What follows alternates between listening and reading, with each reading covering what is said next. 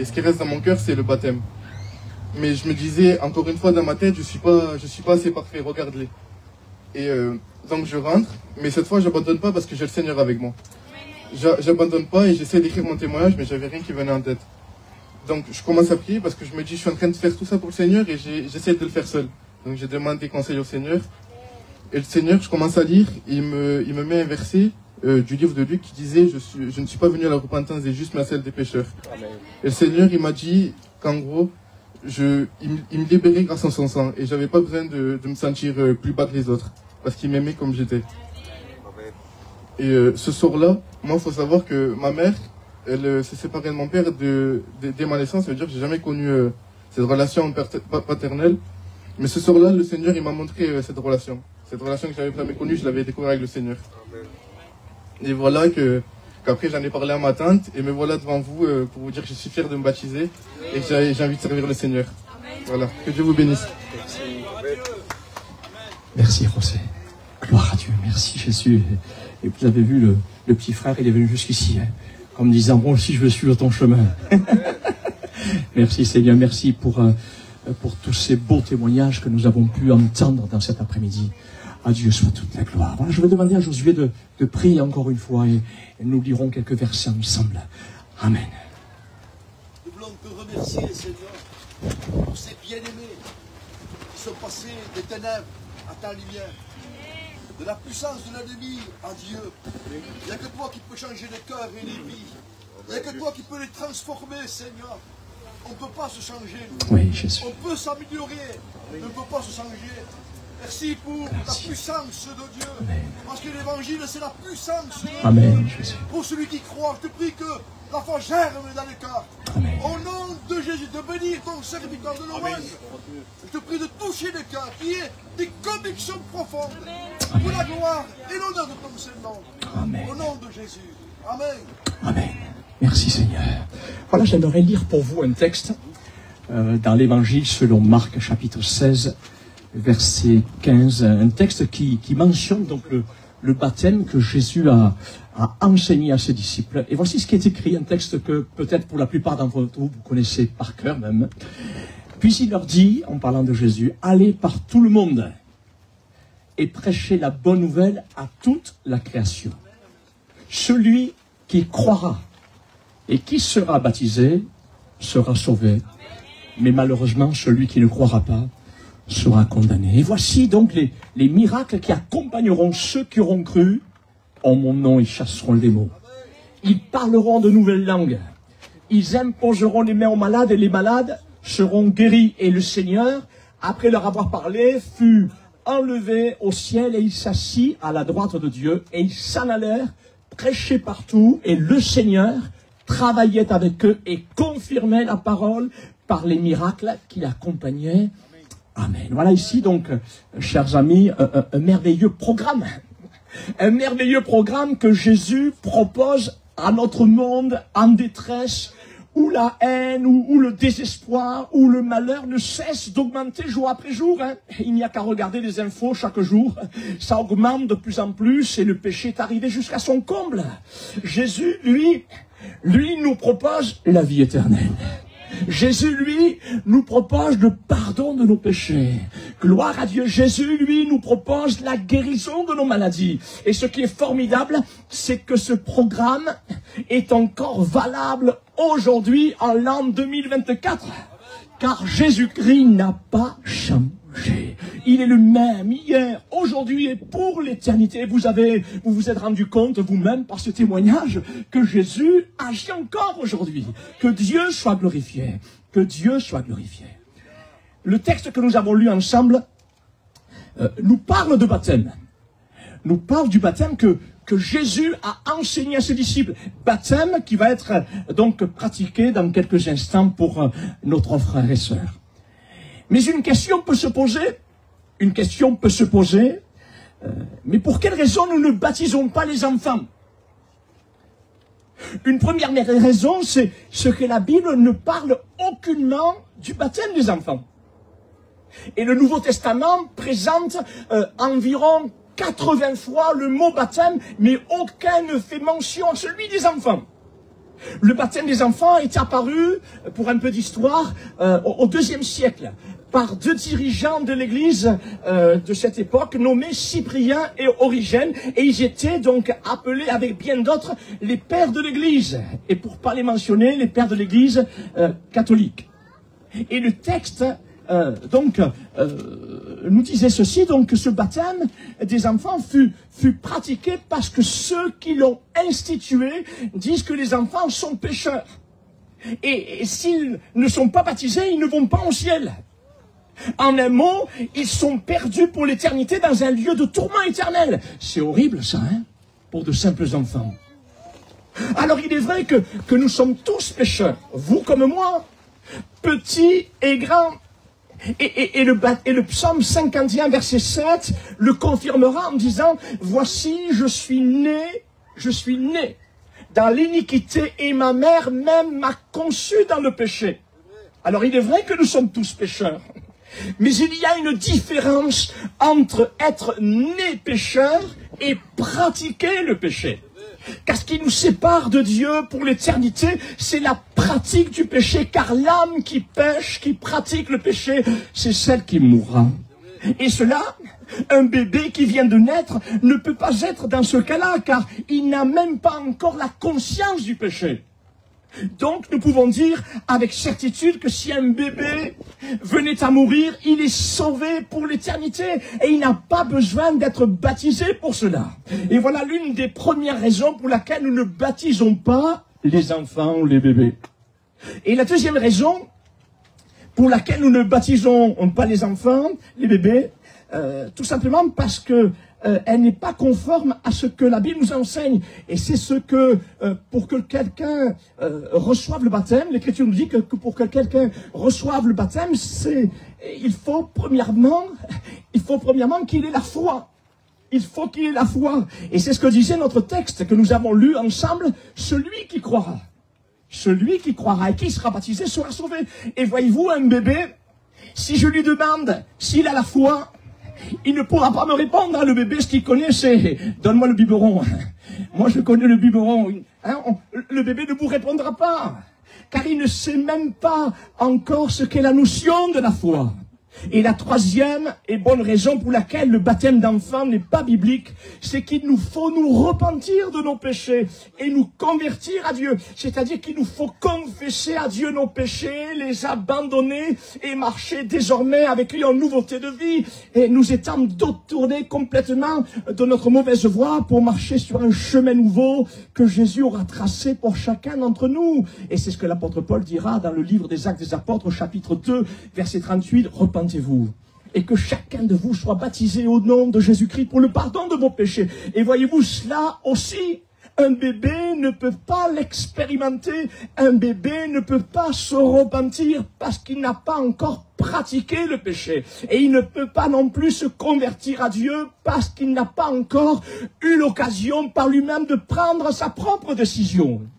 Donc nous pouvons dire que le baptême d'enfant n'est qu'une institution religieuse apparue au IIe siècle et qui n'est fondée sur aucun texte biblique. Mais alors donc, qu'est-ce que la Bible nous enseigne au sujet de nos enfants? Et nous en viendrons tout à l'heure aux adultes. Elle nous enseigne à présenter nos enfants, c'est ce que nous allons faire tout à l'heure. Il y a 3 enfants que nous allons présenter au Seigneur.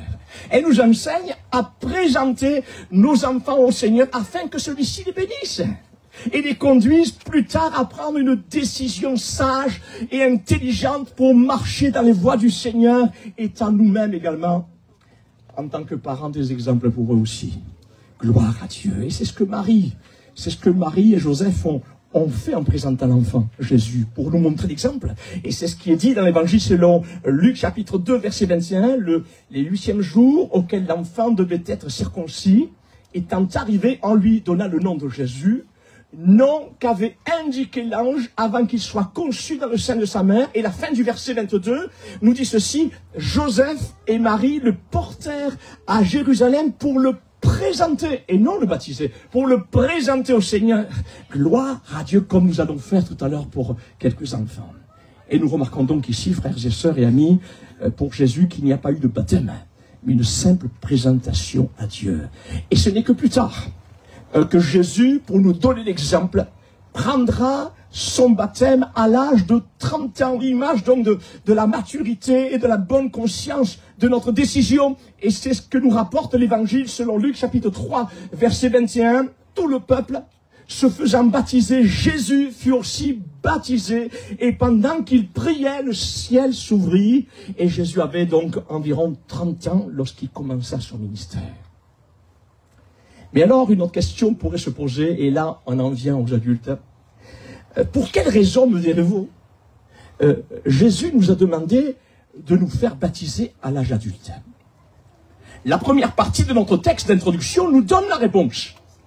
Il nous est dit que celui qui croira et qui sera baptisé, de l'enseignement donc de ce baptême que Jésus nous a enseigné, sera sauvé. Voyez-vous, chers amis, la foi en Dieu et en Jésus-Christ, suivi de cet acte d'obéissance que le baptême nous communique le salut de notre âme et la vie éternelle. Chers amis, la première raison pour laquelle Jésus-Christ est venu dans ce monde, c'est pour sauver l'homme et la femme de son péché, qui est la cause de tous les malheurs de cette terre. Et voyez-vous, le péché a contaminé toute notre humanité. Le péché a contaminé toute notre humanité. Qui peut dire aujourd'hui qu'il n'a jamais eu une mauvaise pensée? Qui peut dire aujourd'hui qu'il n'a jamais eu un mauvais regard? Qui peut dire aujourd'hui qu'il n'a jamais eu une mauvaise action? Quand on est franc avec nous-mêmes, personne. Qui peut dire « Mon cœur est pur, je suis net de mon péché » Personne ne peut le dire cela. Non, il n'y a sur la terre point d'homme juste qui fasse le bien tout le temps et qui ne pêche jamais. Et le plus terrible, c'est que le péché, sous toutes ses formes, a des conséquences éternelles lorsqu'il n'a pas été purifié et pardonné. Car comme dira l'Écriture, le salaire final du péché, c'est la mort éternelle, loin de la présence de Dieu dans un lieu de tourment éternel. Et c'est ce que dira le livre de l'Apocalypse au chapitre 21, verset 8.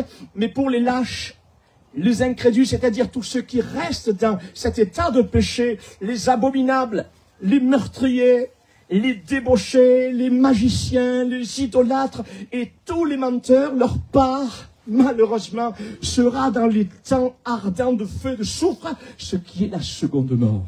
C'est-à-dire qu'après cette mort, frères et sœurs et amis, vient le jugement de notre âme. Et voilà pourquoi Jésus-Christ est venu sauver l'homme et la femme de son péché, car en lui seul et en aucun autre se trouve le salut de notre âme et le pardon de nos péchés.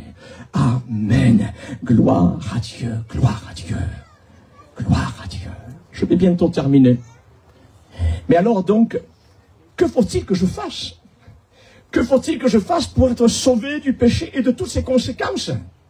Y a-t-il un espoir pour l'homme et pour la femme? Notre lecture d'introduction nous donne la réponse. Celui qui croira et qui sera baptisé comme vont le faire nos trois amis qui sont ici, sera sauvé, mais celui qui ne croira pas sera condamné. Ce qui veut dire qu'il vous faut avant tout croire que Jésus-Christ est mort sur la croix pour pardonner vos péchés, pour vous rendre libre du péché. Mais que veut dire croire en Dieu? Il y a tellement de gens qui disent « moi je crois en Dieu ». Mais que veut dire véritablement croire en Dieu? Beaucoup de gens disent qu'ils croient en Dieu. Mais que signifie réellement croire en Dieu selon l'enseignement de Jésus? Croire, c'est tout d'abord avouer ses fautes. Comme vous l'avez entendu au travers de ces témoignages. Croire en Dieu, c'est tout d'abord avouer ses péchés, avouer ses fautes au Seigneur. C'est aussi les abandonner. Et c'est ce que la Bible appelle la repentance. Amen. Et lorsque nous adoptons cette attitude, alors l'amour de Dieu manifesté en Jésus-Christ sur la croix nous pardonne et nous purifie de tout péché. Et en retour de cet amour dans nos cœurs, naît ce profond désir de nous engager avec le Seigneur. Par les eaux du baptême, comme vont le faire ces trois amis dans cet après-midi. C'est un peu ce que l'on fait lorsque nous nous marions. C'est une petite image, hein. L'on s'engage l'un et l'autre à nous aimer dans les bons comme dans les mauvais jours, tout en sachant que dans les mauvais jours, Jésus sera là toujours pour nous apporter la solution. Amen. Gloire à Dieu. Et c'est un peu cela le baptême. C'est cet engagement que nous prenons avec le Seigneur.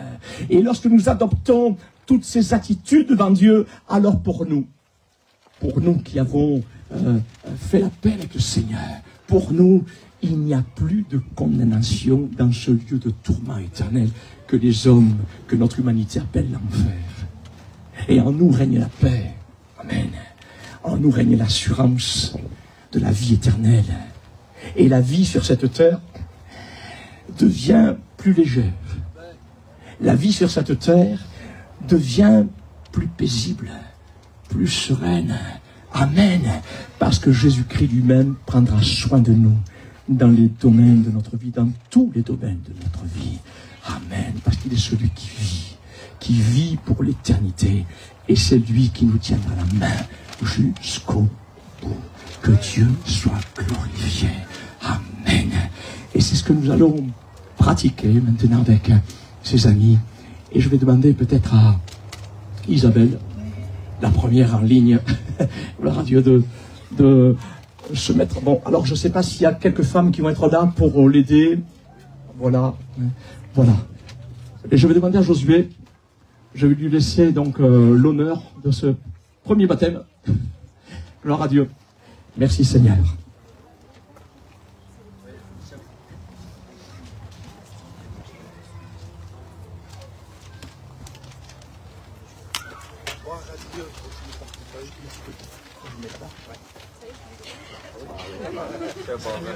C'est pas pour croire.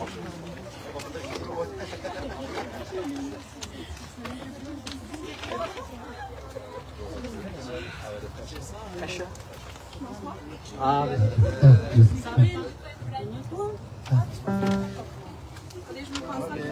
Il y en a aussi. Alors, quel côté Essayez de se mettre tous du même côté. Oui, voilà. Merci. Voilà, je pense que Josué va poser quelques questions. Voilà.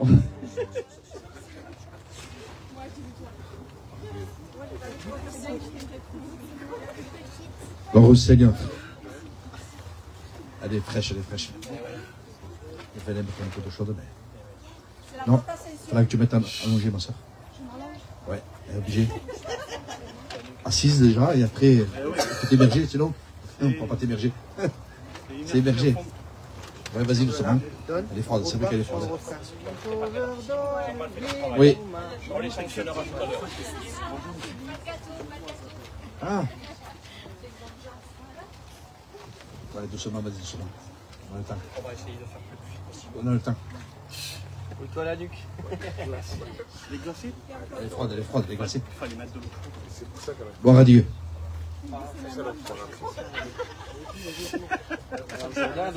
Non, là, mais on va partir avec le Seigneur. Reste pas dans l'eau. Gloire à Dieu. On va lui poser quelques questions. Bon, qu'elle a déjà expérimenté. Hein? Est-ce que tu crois que le Seigneur est mort pour toi à la croix, pour tes péchés? Oui. Est-ce que tu t'engages dans le Seigneur, dans les bons, comme dans les mauvais jours? Oui. Alors, selon sa confession de foi, nous la baptisons au nom du Père, du Fils et du Saint-Esprit. Merci Seigneur. On chante ensemble.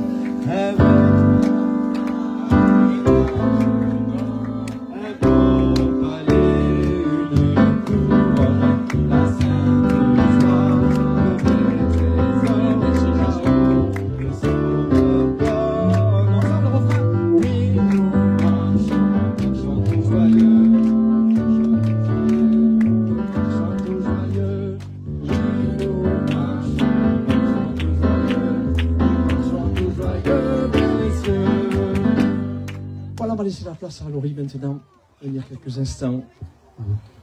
Voilà, vous inquiétez pas, on essaye de faire le plus vite possible pour pas que vous soyez glacé. Merci Seigneur. Ah, merci Jésus. Allez. Quelle joie de savoir que des jeunes, parce que c'est quand même des jeunes, hein, qui s'engagent avec le Seigneur, qui ont compris vraiment l'amour de Dieu. Amen. Merci Seigneur. Merci Jésus. Voilà, Mallory. Tu es contente d'être arrivée jusqu'ici? Oui. Et tu veux suivre le Seigneur toute ta vie? Oui, toujours. Jusqu'à la fin. Et le Seigneur t'accompagnera. Voilà. Je te baptise donc selon ta confession de foi. Au nom du Père, du Fils et du Saint-Esprit. Ah, Jésus, mon sauveur, je m'attendrai. Payez ma dette sur le calvaire. Ma descendante un pour sauver le péché.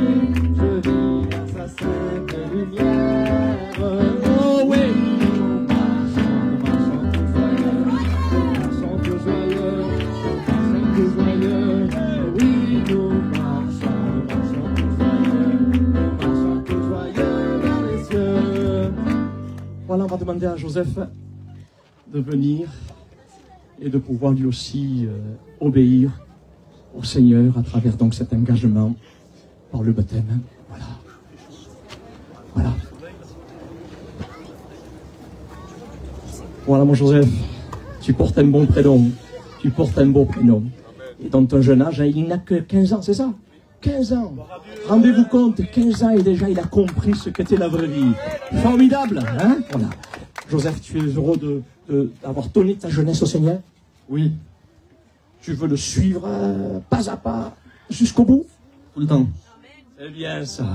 Alors donc, avec Josué, on va te baptiser au nom du Père, du Fils et du Saint-Esprit.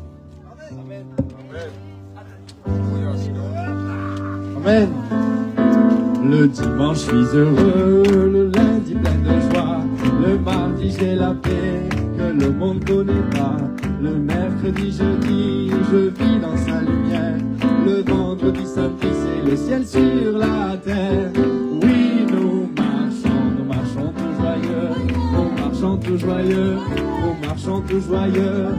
Oui, nous marchons tout joyeux. Nous marchons tout joyeux vers les cieux. Gloire à Dieu. Quelle joie, hein. Oh. Quelle joie pour ces bien-aimés de s'engager dans les baptêmes. Vous savez, des fois, on a peur de s'engager. Parce qu'on se dit, je n'y arriverai pas, moi. Mais tu n'y arriveras jamais, toi. Celui qui peut y arriver, c'est lui en toi. Gloire à Dieu. Amen. Et vous savez, on ne baptise pas les gens pour être sauvés. C'est parce qu'ils sont sauvés déjà qu'on les baptise. Parce qu'il y en a qui croyaient qu'ils vont être baptisés, ils vont être sauvés. C'est pas le baptême qui sauve, vous comprenez bien. C'est que ce que la Bible dit, on le fait. Mais c'est parce qu'on est sauvé déjà qu'on se baptise. Amen. Amen. Que Dieu vous bénisse. Merci Seigneur. Alors je crois qu'il y avait une petite surprise pour terminer, après on vous laisse. Les enfants vont chanter un chant, je crois. Alors aussi, excuse-moi s'il n'y a pas eu le chant que tu avais désiré chanter avec... oh, je sais pas.